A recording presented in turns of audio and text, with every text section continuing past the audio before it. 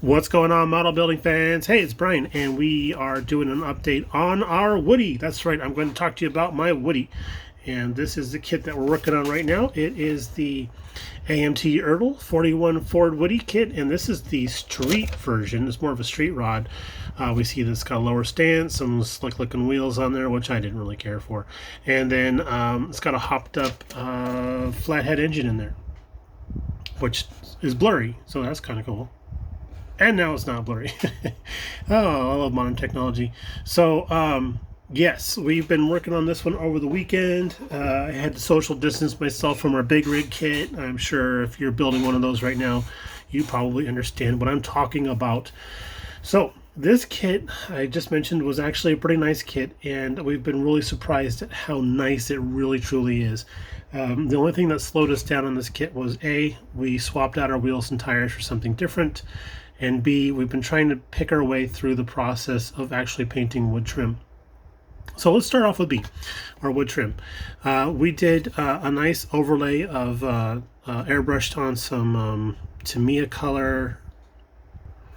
We airbrushed on some of our XF59. That's our, what's that there? Desert yellow, perfect for the Arizona right now. And then this color here, we actually had to make that color. That is in this little tub here, and it consists of about seven different colors mixed together to get us this shade. I just wasn't happy with anything I had straight out of the jar. And of course, we couldn't really go to the hobby store to buy something new, so we made our own. And we made plenty of it just in case, so I learned a lesson there. I do got to do some touch-ups here and there, because I did hand paint all this. I brushed all this in. And there is a wood grain that's molded into the body, and that looks awesome. There is a decal that goes over all that stuff to help enhance that. I'm not sure we're actually going to need it or not. Our friend Cindy, she does want the vehicle to be in OD green, she said. So we're happy to oblige her on that, because that's a very interesting color combination, and I think that's going to look cool with this wood grain and everything. As a matter of fact, here's our spare tire, and there goes our spare tire. Where are you? There you go. So that's going to look cool, especially back here in the back. That's going to look all right. I'm not showing you the other side. I messed up the masking job on there again, so we got to get that taken care of. And then for the roof, we're planning on doing a rubber black, which is kind of a little bit more of a bluer black than the NATO black, which is, it seems to be like more of a charcoal type of thing. So I'm thinking rubber black might be on the top, and then we'll tie it all together with the actual OD green. But here's the deal. My good friend Harold, who's one of my club mates, and I'm friends with him on Facebook, I wrote him over the weekend and asked him his recipe for doing the wood trim, because he had some really cool looking kits at a show we were at last year. And he said that his secret recipe happened to include transparent orange. Now, he used rattle cans for his stuff, and I think the rattle can transparent orange is TS73, if I remember correctly. But I don't have that on hand. Of course, I can go get it. So we tried airbrushing that, and we did an experimentation with the door cards. So we can see that's the same color, the same base color on the car and the door cards, with a little bit of that transparent orange sprayed over the top of that. It's really giving us that honey tone that we're kind of craving. Now, I'm also curious to see what transparent yellow might do for us. I'll do a test on that, and then see which one gives us the better glow that we want. That's the thing about these wood tones, is you want that glow that the wood has. Also, another little trick we did was we did some magnets. We did some magnets on the hood so that we wouldn't have any hood slippage. There we go. So these are 1/16 of an inch magnets, and we got those on the Amazon. It even comes with drill bits that are the proper size for the magnets. So that is a nice little deal there. We showed you the door cards, but we'll go into specificities right now. We did some German gray on the door handle and armrest. All this here is to me a chrome silver, I should say. And then we did a little bit of brass on the actual door latches. I thought that would be cool if they were like machined out of brass type of thing. And then these interior panels are really cool because if you flip them over the back side, we have the recesses for the actual window panes that go in, and then there's some little notches here for the wing windows that go in there, and those I believe can be positioned to make it look like they've been opened or something like that. That's going to look kind of cool. Nice little added detail. So the story goes with this particular kit is it was during the time when AMT was trying to compete against people like Tamiya for really nice kits.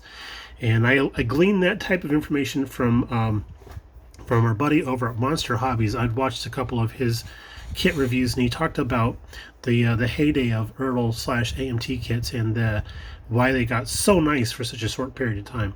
And that was why. So here's our dash. Let's see, we got a little bit of a shadow on there. There we go. So there's our instrument panel. That's showing up nice enough. And our little buttons and switches. So that's going to be all nice and happy. Got our steering wheel over here. It's pretty basic. It was a chrome steering wheel, so we stripped that and then came back and just did some highlights in silver.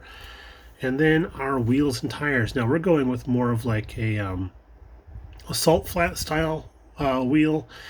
This was from our friend Chris up in Oregon when he gave us his big giant baggie full of wheels and tires. This was some ugly ass chrome, and we stripped it off and then went back and painted it. I think it's mica silver from Tamiya, and then just did a little bit of weathering on there to make them look a little more authentic. But let's show you the chassis. That'll blow you guys away, because this is just looking spectacular. So we did the German gray on the seats, and then we got body color on our splash guards and our rear fenders on the interior stuff, and then the little floor step there. And then we did gloss black on all the floor surfaces, and then the actual floor mat here for the driver's side, we hit that with some Sharpie to give that more of a rubbery look, because it's got that inkiness to it, and I thought that would look kind of cool. This kit builds up from so many separate little pieces. I mean, even the pedals are separate pieces up there. The seats are 2 pieces each. You can even see the stitching. Here, can we see the stitching? Yeah, there we go. Barely. See the stitching on the seats. Very cool. And then our wheels and tires, they fit on there pretty well. We just had to drill them out because they were designed to go onto metal axles. So the plastic spindles that come off of the rear end and front end were just a little bit larger than the axle size that those were designed for, so that wasn't much of a problem. And on the underside here, our chassis is actually made up of 2 separate pieces that sandwich our exhaust system together. So we had to put it all together and paint it, and then come back and pick out our exhaust detail. And we did some Ushi powder on our mufflers and our gas tank. And then our engine block and transmission, we decided to go ahead and paint that navy blue. Some of the photo research I'd done for this kit, a lot of the times the engine is made in almost like a military color scheme. So I thought that navy blue would look cool with the OD green, so I thought that was kind of a cool deal. The entire chassis is done in matte black, and we went back over that with Tamiya gray panel liner. We swabbed the whole thing and then came back and then took off the excess here and there. So it gives us this really cool looking weathered type of treatment here, which is something I've been favoring lately, I guess you guys might notice. But this front suspension did have some chrome pieces. I think the front spring was chromed, and then the hairpin bits were chromed also. We stripped all that, of course.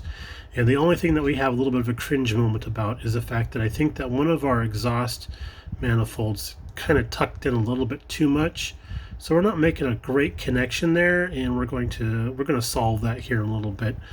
I think we might take a piece of styrene tubing and cut that to fit, and just drop that over the top of that, paint it to fit, and then do it on the other side to make it all look authentic and stuff. So the engine, let's go along top here. Our engine, we have throttle bodies, and this is all what comes with the kit. This isn't parts box stuff. And the kit actually, there is no variation at all. This is how you build it.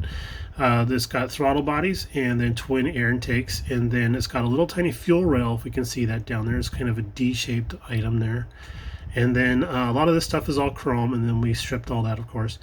And the heads are chrome also. We stripped those and came back and just hit those with a gloss aluminum color. I think that looks the part. Really looks good on that navy engine block. And then we did orange couplings for there, and then gave ourselves some Fram air filters. So product placement, Fram, you owe me $5,000. But yeah, this is a stunning kit. We're having a lot of fun working on it, and we hope our friend Cindy likes it when we're done. And we'll keep you guys posted on how it's going. But I just wanted to share before we got a little bit farther along on how we're doing with this guy here. All right, y'all have a great week. We'll talk to you a little bit later on about some other stuff probably. And y'all take it easy. Bye now.